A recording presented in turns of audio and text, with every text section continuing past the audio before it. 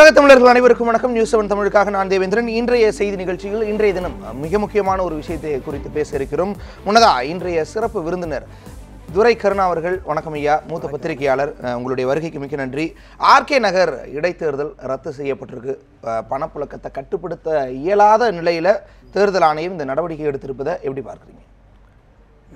இடைத்தேர்தல் என்றாலே கடந்த 96களுக்கு பிறகு அது ஒரு மிக முக்கியத்துவம் வாய்ந்த ஒன்றாக அமைந்து விட்டது. அதற்கு முன்பு சுதந்திரம் பெற்ற காலத்திலிருந்தே 52, 57, 62, 67 காலகட்டங்களில் கூட இடைத்தேர்தல் நடந்திருக்கிறது. அதை பற்றி ஒரு பெரிய அளவில் எந்த அரசியல் கட்சிகளுக்கும் அக்கறை இருந்ததாக தெரியவில்லை. ஏதோ ஒரு தொகுதியில் இடைத்தேர்தல் நியாயமாக நடக்கும். ஆளுங்கட்சியாக இருந்தாலும் கூட எதிர்க்கட்சியைச் சேர்ந்தவர்கள் வெற்றி பெறுவதும் எதிர்க்கட்சி தலைவர்கள் தோல்வி அடைவதும் கூட நடந்திருக்கிறது. பெருந்தலைவர் காமராஜர் காலத்தில் கூட இடைத்தேர்தல் நடந்தபோது திருவண்ணாமலை, செய்யாறு தொகுதிகளில் அன்றைய எதிர்க்கட்சியாக இருந்த திமுக வேட்பாளர் வெற்றி பெற்றிருக்கிறார். அதுபோல் திரு எம்ஜிஆர் அவர்கள் முதலமைச்சராக இருந்தபோது திராவிட முன்னேற்றக் கழகத்தைச் சேர்ந்த உறுப்பினர்கள் அண்ணா நகர், மயிலாடுதுறை போன்ற இடங்கள் எல்லாம் வெற்றி பெற்றிருக்கிறார்கள். இந்த 96களுக்கு பிறகு என்ன நடந்துருச்சுன்னா, ஆட்சி கட்சிக்கு இந்த இடைத்தேர்தல் என்பது ஒரு இடைத்தேர்தல், ஆட்சி கட்சியினுடைய செயல்பாடுகளை மக்கள் எடை போட்டு பார்க்க வேண்டிய ஒரு தேர்தல் என்பதான ஒரு பிரச்சாரம் எதிர்க்கட்சிகள் மத்தியில் பிரதானமாக எடுத்து செல்லப்பட்டது. அப்போ ஆளுங்கட்சிக்கு ஒரு நெருக்கடி வந்தது. நாம் மக்கள் ஆதரவை பெற்றிருக்கிறோம் என்பதை நிரூபிக்க வேண்டிய கட்டாயம் இருந்ததால் அவங்க இதை ஒரு பிரஸ்டீஜ் இஷ்யூவாக எடுத்துக்கிட்டாங்க. ஆட்சி கட்சி வெற்றி பெற்று இந்த மக்கள் ஆதரவோடு தொடர்கிறது என்பதை நிரூபிக்க வேண்டிய கட்டாயம் வந்ததுனால வெற்றிதான் இலக்கு என்கிற ஒரு நோக்கத்தோடு எந்த ஒரு எக்ஸ்ட்ரீமுக்கு போகக்கூடிய நிலைமை வந்தது. இப்போ வாக்காளர்களுக்கு பணப்பட்டுவாடா என்பது நான் கடந்த முறை நம்ம தொலைக்காட்சியில் சொன்னது மாதிரி 52, 57, 67, 62 காலகட்டங்களில் கூட இருந்திருக்கிறது. ₹1, ₹2 அந்த பகுதியில் இருக்கிற கூலி தொழிலாளர்கள் அன்றைக்கி வேலையை விட்டுட்டு அவங்க வாக்களிக்க வரணும். அதுக்காக அது மாதிரியான ஒரு ஏழை குடும்பத்துக்கு பணம் கொடுப்பது என்பது ஆரம்ப கட்டங்களில் இருந்தது. அது 90களுக்கு பிறகு எப்படி வந்ததுன்னா, எல்லா வாக்காளர்களுக்கும் பணம் கொடுத்து தான் வாக்கு சேகரிக்கணும் என்கிற ஒரு நிலையை உருவாக்கி விட்டார். அடுத்தடுத்த ஆட்சி கட்சியாலும் சரி, எதிர்கட்சியாக இருந்தாலும் சரி, எந்த ஒரு கட்சியுமே இந்த பணம் கொடுக்க ஆரம்பித்த உடனே பொதுமக்களும் அதை வாங்குகிற ஒரு மனநிலைக்கு வந்துட்டாங்க. ஸோ இந்த நிலை தொடர்ந்து வந்ததனுடைய விளைவு கடந்த பொது தேர்தலின் போதே நாம் பார்த்தோம். தஞ்சாவூர், அரவக்குறிச்சியில் ஒரு அதிக அளவுக்கு பணப்புழக்கமும் பொருட்கள் விநியோகம் இருந்ததுனால அவங்க அது ரத்து செய்ய வேண்டிய ஒரு கட்டாய நிலை ஏற்பட்டது. இப்போது என்ன நிலைன்னா, ஒரு மிகப்பெரிய அளவில் பணப்புழக்கம், ஒரு 500, 1000ங்கிறது 3000, 4000 ஒரு வாக்காளர்களுக்கு பணப்பட்டுவாடா நடந்ததாக இப்போ பரவலாக தகவல்கள், செய்திகள். இதனுடைய விளைவாக அமைச்சர்கள் வீடுகளில் கிட்டத்தட்ட ஒரு 38 இடங்களில் அவங்க வருமான வரித்துறை ஆய்வு நடத்தி பல ஆவணங்களை பெற்று அந்த ஆவணங்களின் அடிப்படையில் தமிழக தேர்தல் ஆணையமும் டெல்லி தேர்தல் ஆணையமும் வருமான வரித்துறை அதிகாரிகளும் கலந்து பேசி இந்த ஒரு முடிவை எடுத்திருக்கிறாங்க. இதில் என்னென்னா, தேர்தலை இப்பொழுது ஒத்தி வைத்திருக்கிறார்கள். இது முழுமையாக இன்னொரு 6 மாதத்துக்குள்ள சூழல் ஏற்படும் வரை, ஆமாம், இன்னொரு 6 மாதம் கழித்து இந்த தேர்தல் நடைபெறும் அப்படிங்கிற மாதிரி சொல்லியிருக்கிறாங்க. இன்னும் தேர்தல் ஆணையம் மிக ஒரு பெரிய அளவில் இந்த பண விநியோகத்தை, பணப்பட்டுவாடை தடுப்பதற்கான பல்வேறு வகையான அவங்களுடைய அந்த நெருக்கடிகளை, ஒரு கட்டுப்பாடுகளை உருவாக்கி இந்த தேர்தலை நடத்தணும். ஜனநாயக முறையில் தேர்தல் நடைபெற்றால் தான் நிச்சயமாக மக்களுக்கும் இருக்கும். பொதுமக்களுமே நாம் வாக்களிப்பது என்பது ஜனநாயக கடமை என்ற ரீதியில் அவர்கள் அரசியல்வாதிகள் பணம் கொடுத்தாலும் வாங்கக்கூடாது. அரசியல்வாதிகளும் தங்களுடைய கட்சியினுடைய ஆளுமை, திறமை, தங்களுடைய வேட்பாளருடைய தகுதி, திறமை, இதை முன்னிறுத்தி மக்களுடைய ஆதரவை பெற வேண்டும் என்கிற ஒரு மனநிலைக்கு வந்தால் தான் அந்த தேர்தல் சரியான முறையில் நடைபெறும் என்பதுதான் இப்போதைய நிலை. சரி, ஒரு தொகுதியோட இடைத்தேர்தல் இது. ஒட்டுமொத்த இந்திய தேர்தல் ஆணையம் உற்று நோக்கக்கூடிய ஒரு தேர்தலாக அமைஞ்சிருக்கிற தேர்தல். இந்த ஒரு தேர்தலில் ஒரு ஆர்கே நகர் அப்படிங்கிற மிக குறுகிய பரப்பளவில் கூட நம்மளால் இதை தடுக்க முடியலையோன்னு பார்க்குறீங்களா? ஆமாம், நிச்சயமாக இந்த தேர்தலுடைய முக்கியத்துவம் என்னங்கிறத முதல் நாம் பார்க்கணும். அதிமுகவினுடைய பொதுச் செயலாளராக 28 ஆண்டுகள் இருந்து தமிழக முதலமைச்சராக இருந்த ஜெயலலிதா அவருடைய மறைவுக்கு பிறகு அந்த கட்சியில் ஒரு பிளவு ஏற்பட்டு சந்திக்கிற தேர்தல். அதனால் எது அதிமுக அப்படிங்கிறத நிரூபிக்கிறதுக்கு இது அவங்களுக்கு ஒரு பரீட்சார்த்தமான ஒரு தேர்தல்ங்கிறது வெற்றியை தாண்டி எப்பொழுதுமே ஏதாவது ஒரு அரசியல் காரணங்கள் இருந்து நிச்சயமாக அது ஒரு வெற்றியை தாண்டியும் இந்த வெற்றி தான் நிர்ணயிக்கக்கூடிய நிலைமை.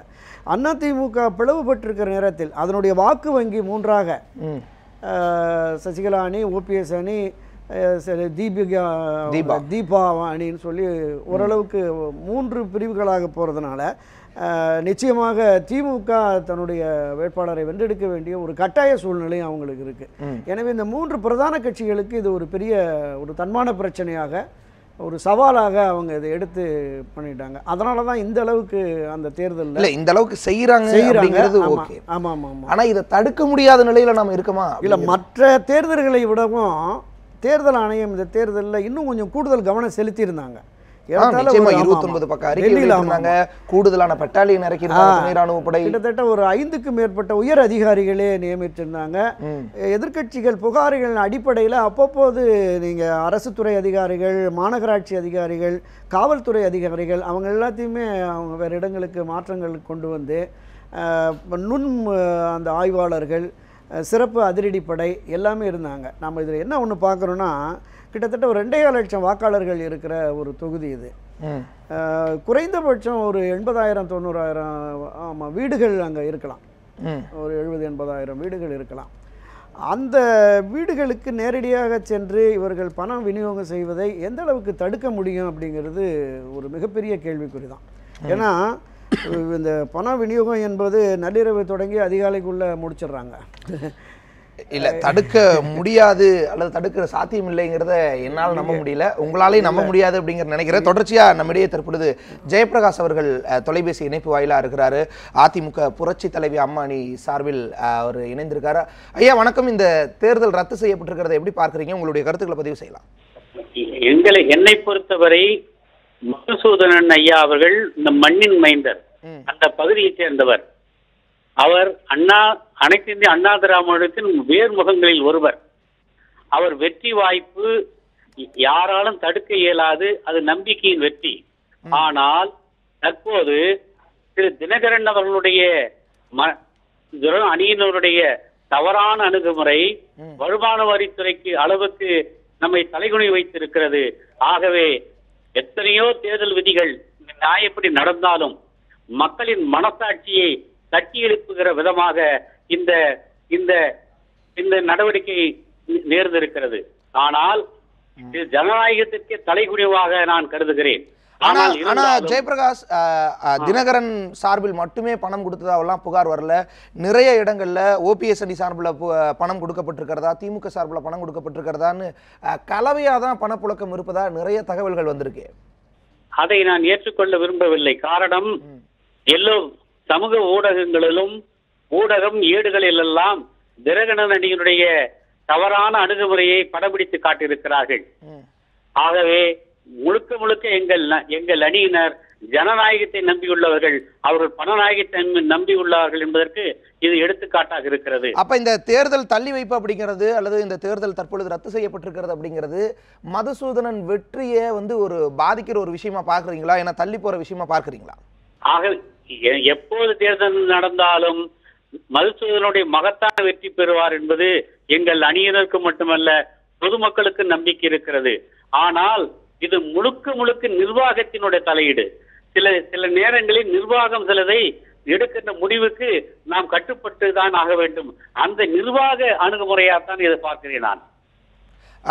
உங்களோட கருத்து என்ன? ஆர்கே நகர் தேர்தலில் இந்த அளவுக்கு பணப்புழக்கம் ஏற்பட்டிருக்கிறதுக்கு காரணம் என்ன அப்படின்னு நினைக்கிறீங்க? அதை தாண்டி இதை தடுக்க முடியாத ஒரு சூழல்ல தான் நம்ம இருக்கோம்னு நினைக்கிறீங்களா?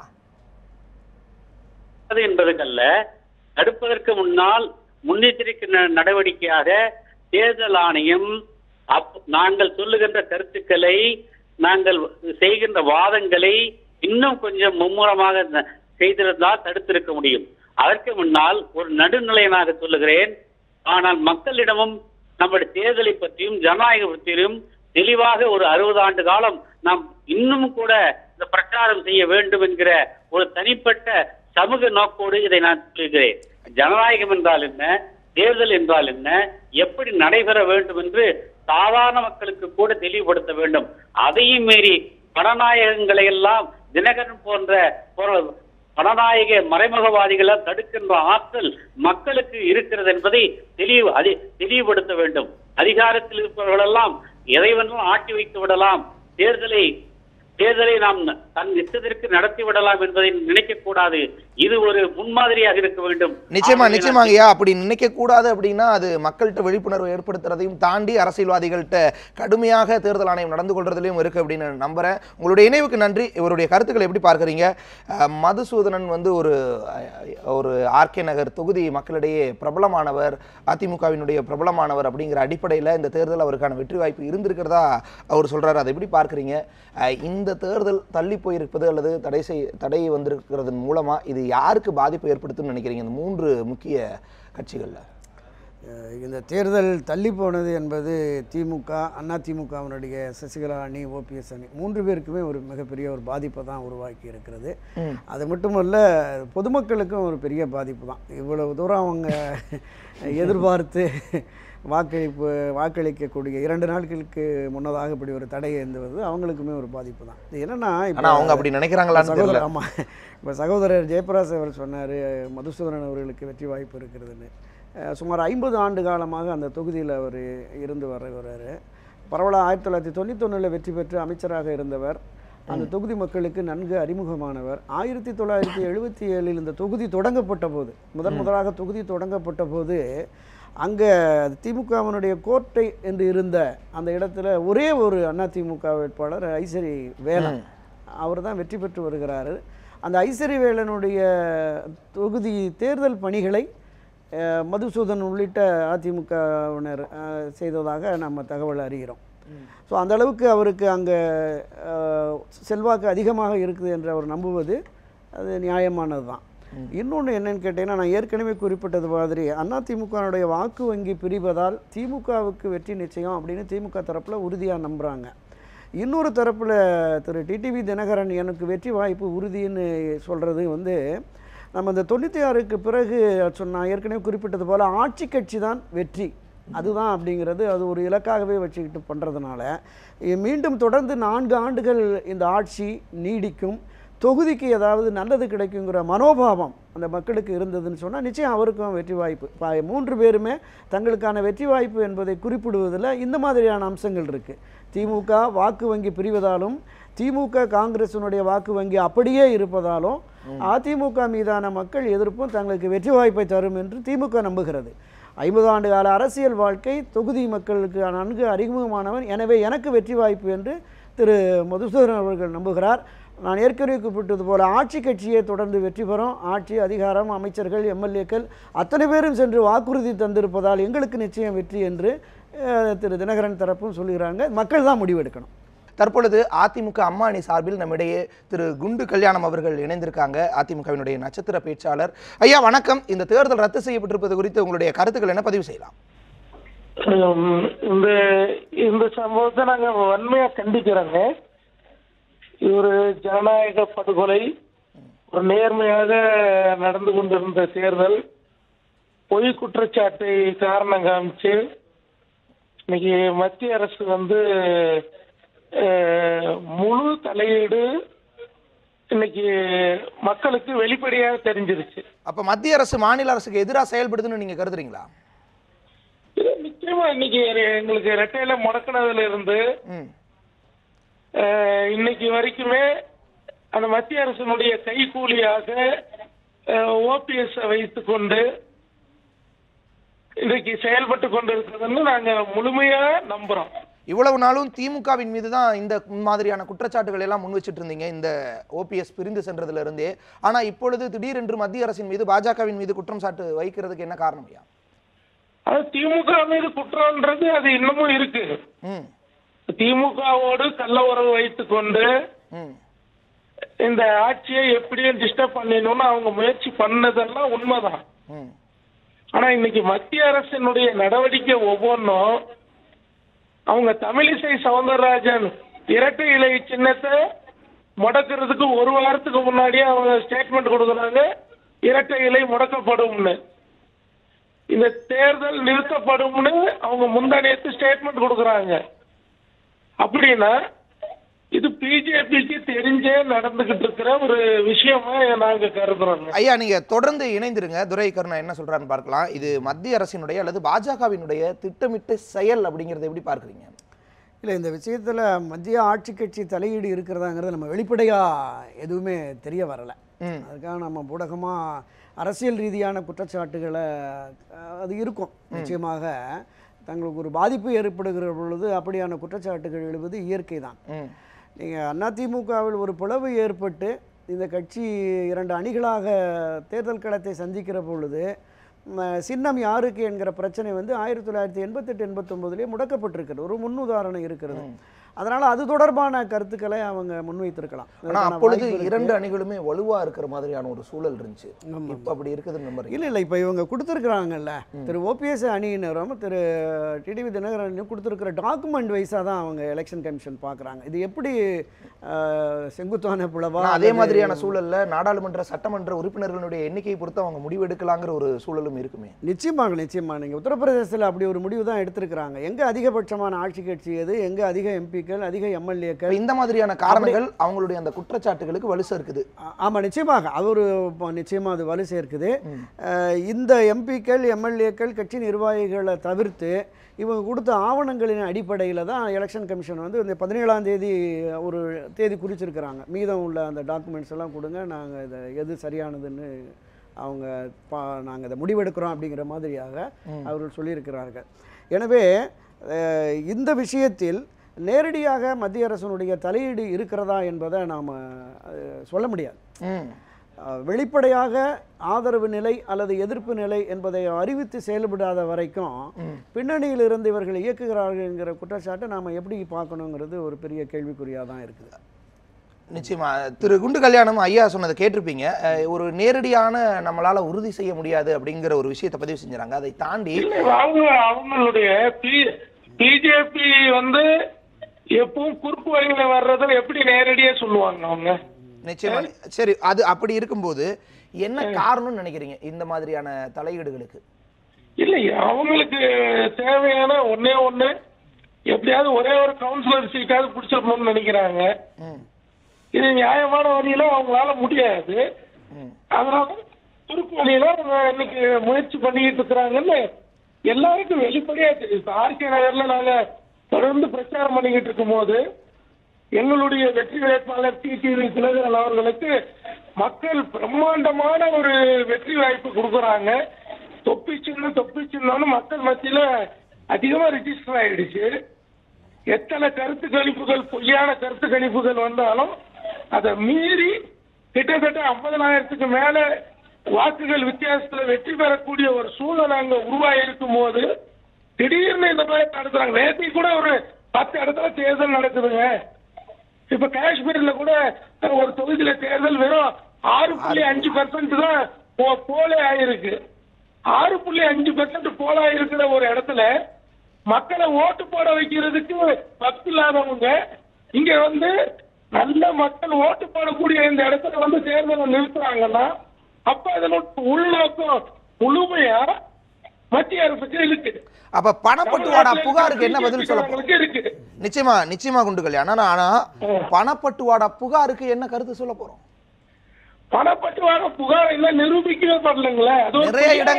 நிறைய இடங்கள்ல பணப்பட்டுவாடா செய்யற ஆதாரங்களோட நிறைய விஷயங்கள் ஆவணங்கள்லாம் கொடுக்கப்பட்டிருக்கு, வீடியோக்கள் கொடுக்கப்பட்டிருக்கு. கூட பார்த்தேங்க. இந்த முகத்தை மாத்திரம் காமிக்க மாட்டேன்றாங்க, 2 கையை மாத்திரம் காமிக்கிறாங்க. இது யாரோ திருட்டுத்தனமா செஞ்ச இந்த செயலுக்காக ஒரு தேர்தலையே நிறுத்துவாங்களா? அப்ப இந்த தேர்தலை நிறுத்தணும் அப்படிங்கிறதுக்காகவே திட்டமிட்டு எடுக்கப்பட்ட சதி செயல் அந்த விஷயங்கள்லாம் சரி. இது ஓபிஎஸ் பின்னாடி மத்திய அரசு, தமிழிசை சவுந்தரராஜன், பொன் ராதாகிருஷ்ணன் போன்றவர்கள் இங்க இருக்கிறாங்க. இது திராவிடத்தை அழிக்கணும்னு பிஜேபி காரங்க பேசுறதோ, இது ரெட்டை சின்னத்தை முடக்குறதோ சரின்னு தமிழிசை பேசுறதோ, ஆக இதனுடைய முழுக்க இதை எப்படியும் இந்த சந்தர்ப்பத்தை பயன்படுத்திக்கணும்னு அவங்க நினைக்கிறாங்க. ஆனா அவங்க மனப்பால் குடிக்கிறாங்க. ஆனா இந்த எந்த ஒரு சூழ்நிலையிலேயும் தமிழகத்துல அவங்க தலை தூக்க முடியாது. குண்டு கல்யாணம் தொடர்ந்து இணைந்திருங்க ஐயா. எப்படி பார்க்குறீங்க இந்த விஷயத்த? இதெல்லாம் வந்து எனக்கு காரணமா இருக்கு, இதெல்லாம் வெளிப்படையாவே வந்து தெரியுது, மக்களுக்கு தெரியுது அப்படிங்கிறாங்க. இதை அப்படி பார்க்குறீங்களா? இந்த இடைத்தேர்தலில் பாஜகவினுடைய பங்கு அப்படிங்கிறது எந்த அளவுக்கு முக்கியத்துவம் வாய்ந்ததா இருக்கு? இந்த தேர்தல் ரத்து செய்யப்பட்டிருப்பதன் மூலமா இது பாஜகவுக்கு ஏதேனும் பின்னடைவு ஏற்படுத்துமா ஆர்கே நகர்ல? இல்லை, இந்தியா முழுமைக்குமே எல்லா மாநிலங்களிலும் பாரதிய ஜனதா கட்சி காலூன்றி வளர வேண்டும், ஆட்சி அதிகாரத்திற்கு வர வேண்டும் என்கிற உணர்வோடு செயல்படுவது நமக்கு வெளிப்படையாக தெரிகிறது. பல்வேறு மாநிலங்களில் அது எல்லா தேசிய கட்சிகளுக்கும் இருக்கக்கூடிய ஆமாம் ஆமாம் ஆமாம் அப்படி தென் மாநிலங்களில் அவங்களுக்கு ஒரு பெரிய ஹோல்டு இல்லை, கர்நாடகா ஒரு குறைபாடாக இருக்கிறது. இப்போ கர்நாடகாவில் கூட ஆட்சி கட்சியாக வருவதற்கு வாய்ப்பு இருக்கிறது.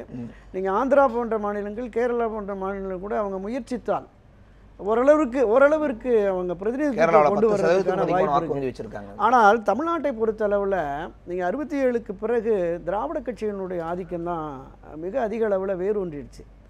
தேசிய கட்சிகள் நீங்கள் கால் ஊன்றி வளருவது என்பது சாத்தியமே இல்லை அப்படிங்கிற மாதிரியான சூழ்நிலை தான் இப்போ உருவாகி வந்தது. அதற்கு தகுந்தாற் போல பேரறிஞர் அவர்கள், அடுத்து கலைஞர், திரு எம்ஜிஆர் அவர்கள், செல்வி ஜெயலலிதா அவர்கள், இது போன்ற ஆளுமை மிக்க தலைவர்கள் ஒரு பெரிய பிம்பத்தை உருவாக்கி அவங்க பின்னாடி பல ஆயிரக்கணக்கான லட்சக்கணக்கான தொண்டர்களையும் ஆதரவாளர்களாக பொதுமக்களையும் திரட்டி வைத்திருக்கிற இந்த சூழலில் பாரதிய ஜனதா கட்சிக்கு இங்கே எந்த அளவுக்கு செல்வாக்கு இருக்கிறது என்பது இப்போ நமக்கு ஒரு பெரிய கேள்விக்குறி தான். ஒரு 2%, 3% வாக்கு. இப்போ திராவிட இந்த குற்றச்சாட்டு அப்படிங்கிறது சரியா இருக்குமா?